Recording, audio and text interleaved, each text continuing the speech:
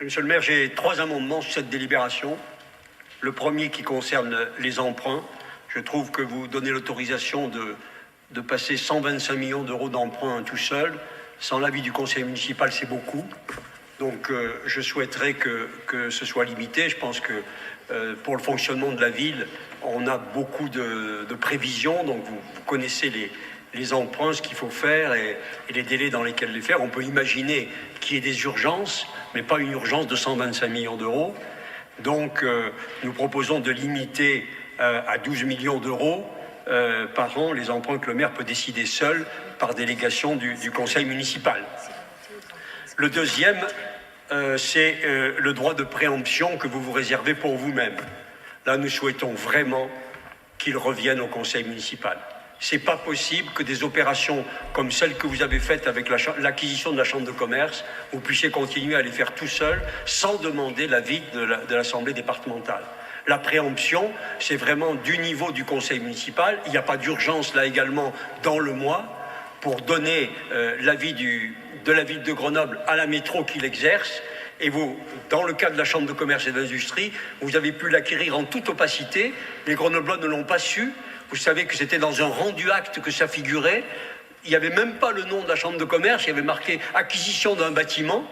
Et donc, si je ne l'avais pas remarqué, ce serait passé totalement inaperçu. Je crois que même les conseillers de la majorité, même s'ils vous sont très dévoués, je ne pense pas qu'ils puissent admettre que le conseil municipal fonctionne ainsi et qu'il n'ait pas au moins la maîtrise de ce type de décision. Donc je propose vraiment que le Conseil supprime le paragraphe 15 de la délibération qui donne pouvoir au maire d'exercer seul le droit de préemption et décider que l'exercice de ce droit sera soumis au préalable au Conseil municipal. Et enfin, j'ai un amendement numéro 3, tout aussi important, c'est le pouvoir d'ester en justice.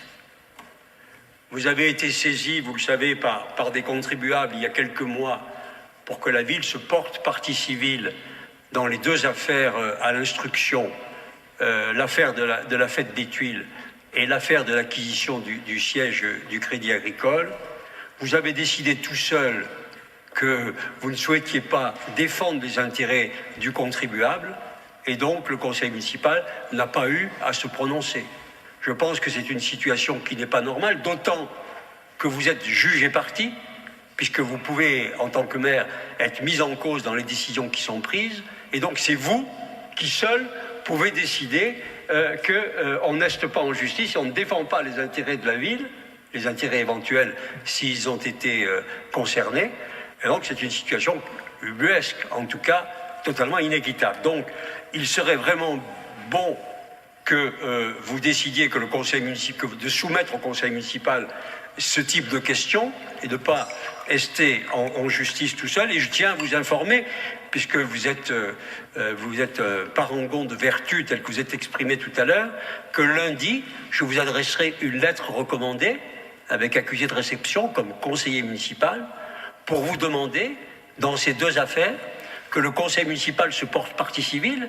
Vous auriez pu le faire sans la demande de personne, de façon à ce que ces affaires soient suivies par le conseil municipal et par vous-même, et que vous puissiez regarder si les intérêts de la commune et du contribuable sont en cause. Je vous le demanderai donc par lettre recommandée lundi prochain, soit vous le soumettrez au conseil municipal si vous acceptez ma position, soit vous ne le soumettrez pas et dans les délais de 2 mois qui suivront cette lettre recommandée, si vous n'avez pas répondu ou soumis au conseil municipal, je saisirai le tribunal administratif pour qu'il m'autorise à rester en justice à la place du conseil municipal. Il me paraîtrait assez normal que vous souhaitiez vous-même faire la clarté, la lumière, regarder de très près ce qui se passe dans le secteur de la justice sur ces 2 dossiers dont nous aurons beaucoup à reparler dans les 2 ans qui viennent, parce que je ne doute pas que nous finirons par avoir une totale clarté sur ce sujet. Donc je vous propose ces 3 amendements sur ces 3 points. Oui, Madame Béranger. J'avais également aussi un amendement, c'est le paragraphe 5, s'il vous plaît. Parce que nous pensons que ces décisions de location de biens devraient faire l'objet aussi également d'une délibération, donc pour plus de transparence et puis de manière aussi à vous sécuriser de suspicion de favoritisme. Voilà. Donc on souhaiterait qu'il soit supprimé.